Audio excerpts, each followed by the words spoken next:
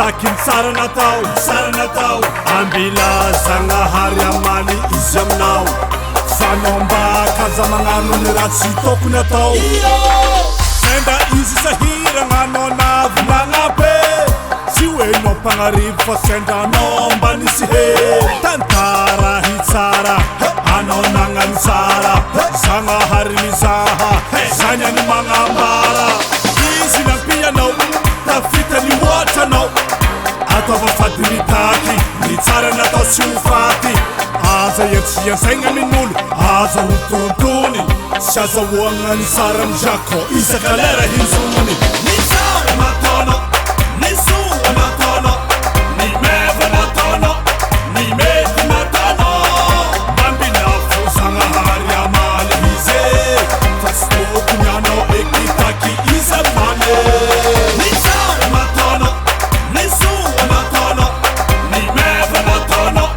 ny mety nataonao mambinafo Zagnahary amaly izy fa tsy tokony anao ekitaky izy amane diko raha navelogna avakoabo tanignesa tsara fa mety mahatonga saigny zala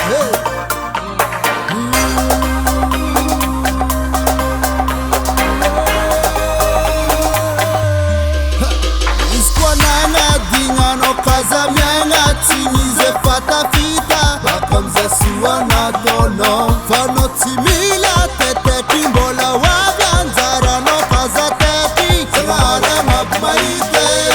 anao koa niantsagnantsa izy isan'andro anao crie zegny eky tsisy varane satria tsy resy Zagnahary tandrignesa ity afitranaka tsao fomba hatonga saigny anao tandrignesa za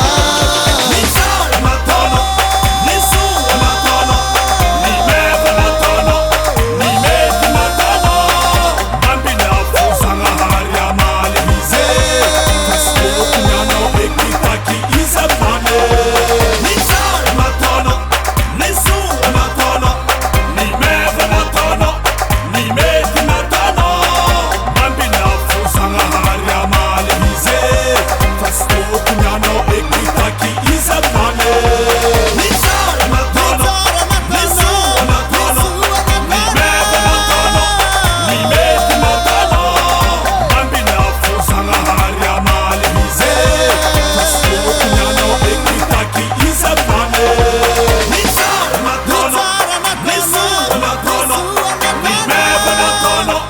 ny mety nataonao mambinafo Zagnahary amaly izy fa tsy tokony anao ekitaky izy amane